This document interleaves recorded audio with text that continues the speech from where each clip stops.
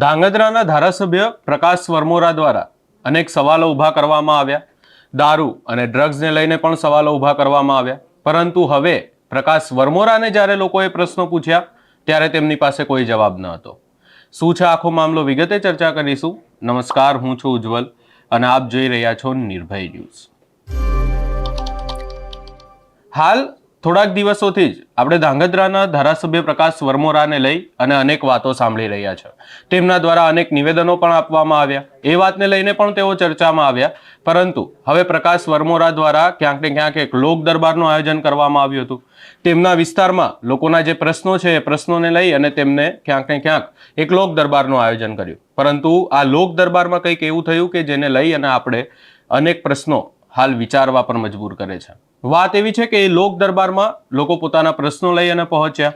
ત્યાં જ મેરપુર ગામના લોકો પણ પોતાની રજૂઆત લઈને આવ્યા હતા. પરંતુ ક્યાંક ને ક્યાંક ધારાસભ્યના પીએ એ લોકોને હંકારી કાઢ્યા. કહી દીધું કે તમે લોકો તો ખોટા પ્રશ્નો લઈ અને આવો છો. આ વાતને લઈ અને એમનો વિરોધ કરવામાં આવ્યો. ત્યારબાદ મેરપુર ગામમાં ક્યાંક ને ક્યાંક એક પ્રશ્ન છે અને એ પ્રશ્ન છેલ્લા 30 વર્ષથી છે. 30 વર્ષથી એ વિસ્તારમાં રોડ રસ્તાને લઈ અને લોકો સતત રજૂઆતો કરી રહ્યા છે. પરંતુ ક્યાંક ને ક્યાંક ધારાસભ્ય સાહેબ તો ક્યાંક ને ક્યાંક નિવેદનો આપવામાં હાલ વ્યસ્ત છે. એ વાતને લઈને પણ વિરોધ કરવામાં આવ્યો. વધુમાં આ સમગ્ર બાબતને લઈ અને પ્રકાશ વરમોરા દ્વારા શું કહેવામાં આવ્યું, લોકો દ્વારા શું કહેવામાં આવ્યું, એમને શું રજૂઆત કરવામાં આવી, આ તમામ બાબતો સાંભળીએ. કીધું તમે આ ટાવર પાડોશી વિરોધ તમે 25 જણા વિરોધ કામ થાય એવું કામ તમે ન કરો. ઠીક છે, આજે હવે મારે કામ નથી કરવું. 4 દિવસ પૂરો નથી સારું હોય પાવરનું કનેક્શન જે આપ્યું હોય ને એ આપણે લખી પણ આપ્યું પણ એ લોકો મામલે કરાવવા તૈયાર માગણી તમે સાહેબ સમજો. હવે કરેલી એમાં નિયમ એવો છે કે 30 દિવસ સુધીમાં જો નિર્ણય નથી લેવો તો 90 દિવસમાં કોઈ વાંધો નથી લેતા તો ઓટોમેટિક તમારું આવો ગુજરાત ગવર્મેન્ટનો GR સાહેબ ને કોઈ બરાબર. હવે આવડે અરજી કરી તલાટીએ જોયું છે ભૂલ તલાટીની, પછી તેના સરપંચ એને NOC આપી દીધું તમને કઈ વાંધો નથી એવો લેટર છે અને લેટર રજૂ કરી દીધું, બધું રજૂ કરી દીધું. પછી એને ટાવર ચણાઈ ગયો ત્યાં સુધી કોઈને વાંધો નહોતો. ટાવર થઈ ગયા પછી બધાનો વાંધો થયો. રોડની તકલીફ છે. મેરુપર ગામ, મારું નામ ભરતભાઈ રામાભાઈ સોલંકી અને આ 5મી વખત ધારાસભ્યને રજૂઆત કરવા આવ્યા. કાયમ એમ કહે છે બરાબર કે રોડ તો થઈ જશે પણ આજ 7 વર્ષથી રોડની રજૂઆત ગામ કરે છે, ઠામકું હાલે એવું નથી. 2 વખત ગામના ટ્રેક્ટર ઊંધા પડ્યા. હવે રસ્તે બિલકુલ હલાય એવું નથી. કદાચ કોક મરી જાય, ટ્રેક્ટર ઊંધું પડે તો એની જવાબદારી કોણ લે છે બરાબર. અને રસ્તો અત્યારે માટી નાખી. હવે માટી રોડ ઉપર માટી હાલે એ તો એમને ખબર પડતી હોય કે હવે ન પડતી હોય, એ અમને તો ખબર પડે કે રોડ માથે માટી ન હાલે, માટી રહે નહીં, ઉડે વાહનને. બીજો વાહનવાળો રહ્યો ને એ ઘૂમરી ખાઈને પાછો એક મોટરસાઇકલવાળો પરમથી પડ્યો બરાબર. બોલે આગળ ગાડી જતી હતી, ડમરી ઉડતી હતી એટલે મોટરસાઇકલવાળો પડ્યો, એને પગ ભાંગી ગયો. કેટલા કિલોમીટર પોઝિશન મેરુપર ગામની છે. કેટલા કિલોમીટર કેટલા ગામ? 3 કિલોમીટર મેરુપર થાય છે. અહીંયાથી 5 કિલોમીટર ગોલાસણ થાય. ઠેઠ લગી રસ્તો હાવ ખરાબ છે બરોબર. પણ ગોલાસણવાળા તો કદાચ રાણેપુર ઉપરથી જતા રહે છે, પણ અમારા ગામને તો બીજો કોઈ રસ્તો જ નથી આના સિવાયનો. અને જ્યારે આવો ત્યારે એરિકેશનનો છે અને અમે ન બનાવી ગઈ.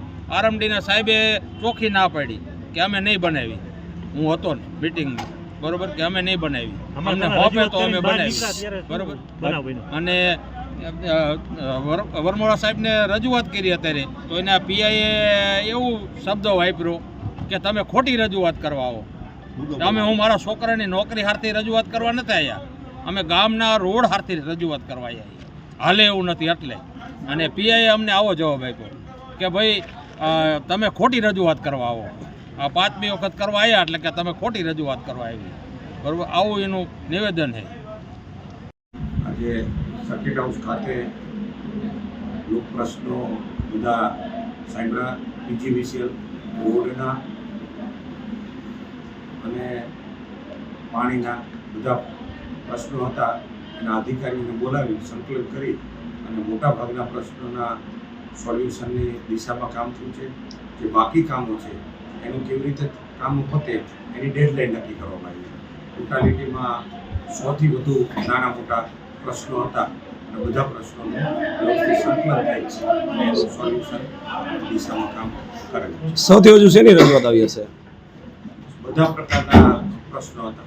પાણીના પ્રશ્નો હોય, પીજીવીસીએલના પ્રશ્નો હોય, બધા પ્રશ્નોનું સંકલન કરવામાં આવ્યું છે. તમારો સાહેબ એક વિડીયો આવ્યો તો મહાત્મા ગાંધી દારૂ પીતા હતા એને લઈને, તો તમે ક્યાંય સોશિયલ મીડિયામાં જોયેલું કે કોઈ વાંચેલું કે શું હતું? કોંગ્રેસે તમારો વિરોધ કર્યો, રાજીનામાની માંગ કરી છે. હું વારંવાર કહું છું કે વિષયાંતરો ક્યાંક ના ક્યાંક કરવામાં આવે છે. કોઈ પણ બાબત હોય, આખો વિડીયો તમે જોવામાં આવે ને, વિડીયોના કોન્ટેક્સમાં હું જાહેર જીવનમાં વારંવાર અપીલ કરતો હોઉં છું કે કોઈ પણ બાબત કામ થતી હોય તો આપણે પ્રજાલક્ષી કામ કરી. મીડિયા હોય, રાજતંત્ર હોય, વહીવટીતંત્ર, ન્યાયતંત્ર, આખો વિડીયો તમે જુઓ ને તો ક્યાંક ના ક્યાંક કામ કરતા હોય. આજે હું માણસ છું, આટલા બધા કામ કરતો હોય તો ક્યાંક ના ક્યાંક વિષયાંતરો એટલે ભૂલ થતી હોય એનો વિષયને જુદી રીતે રજૂ કરવામાં આવે છે. એટલે મારા એ વિડીયોમાં પણ આખો વિડીયો તમે જુઓ ને 12 મિનિટનો, તો મેં કીધું છે કે આપણે બધા ભેગા થઈ, મહાત્મા ગાંધીજીની જે અપેક્ષા શું હતી આપણા બધા પાસે કે તમે ભેગા થઈને આપણાપણાનું રાજ્ય બનાવો. અને હું એ ભાવથી કામ કરવાવાળો જનપ્રતિનિધિ છું. મારે કોઈ અહીં કંઈ પ્રત્યક્ષ કે પરોક્ષ કંઈ મેળવવા માટે નથી આવ્યો. માત્ર ને માત્ર ઈશ્વરે મને ઘણું આપ્યું છે અને આ રાષ્ટ્રે મને ઘણું આપ્યું છે. એ ભાવથી હું સેવા કરી રહ્યો છું. તમે દારૂબંધીની વાત કરો છો. હળવદમાં છેલ્લા 3 વર્ષથી તમે ધારાસભ્ય તરીકે કાર્યરત છો. હળવદ અને ધાંગધ્રામાં ખુલ્લેઆમ 20થી વધુ આટડાઓ દારૂના આવેલા છે. અત્યાર સુધીમાં તમે કેવી કાર્યવાહી કરી? મારા ત્યાં હું 0 ટોલરન્સની નીતિમાં કરતો હોઉં છું. કોઈ પણ માણસ આવે દારૂ બાબતોમાં, જુગાર બાબતોમાં, મારી 0 ટોલરન્સ નીતિ છે. મારી રીતે પૂરા પ્રયત્ન કરી અને સોલ્યુશનની દિશામાં હું કામ કરું છું. Thank you. અહીંયા પ્રકાશ વરમોરાને એક પ્રશ્ન એવો પણ પૂછવામાં આવ્યો કે તમે સોશિયલ મીડિયામાં હાલ નિવેદનો આપી રહ્યા છો, દારૂ ડ્રગ્સને લઈ અને નિવેદન આપો છો, પરંતુ તમારા વિસ્તારમાં જ દારૂ વેચાય છે. તમારા વિસ્તારમાં હાલ અનેક પ્રશ્નો છે આ વાતને લઈને. એ પ્રશ્ન પૂછતા પણ એનો પણ જવાબ આપવાનો જે છે એ ધાંગધ્રાના ધારાસભ્ય પ્રકાશ વરમોરાએ ટાળ્યો. એટલે કે હાલ આ તમામ વાતોને લઈ અને અનેક સવાલો ઊભા થઈ રહ્યા છે. પહેલી વાત તો એ કે લોકો રજૂઆત કરવા ગયા, એ લોકોને ક્યાંક ને ક્યાંક લોક દરબારમાંથી નીકાળી દેવામાં આવ્યા. જે લોકોના પ્રશ્નો પણ નથી સાંભળવામાં આવ્યા. ત્યારબાદ એમને પ્રશ્ન પૂછવામાં આવ્યો તો પણ એમના દ્વારા જવાબ નથી આપવામાં આવ્યો. હાલ આ સમગ્ર બાબતને લઈ અને રાજકારણ ગરમાયું છે, અનેક ચર્ચાઓ થઈ રહી છે. સમગ્ર બાબતે આપનો શું અભિપ્રાય છે અમને કમેન્ટ કરી જરૂર જણાવશો. અમારી ચેનલ નિર્ભય ન્યૂઝને લાઇક, શેર, સબસ્ક્રાઇબ કરવાનું ભૂલશો નહીં.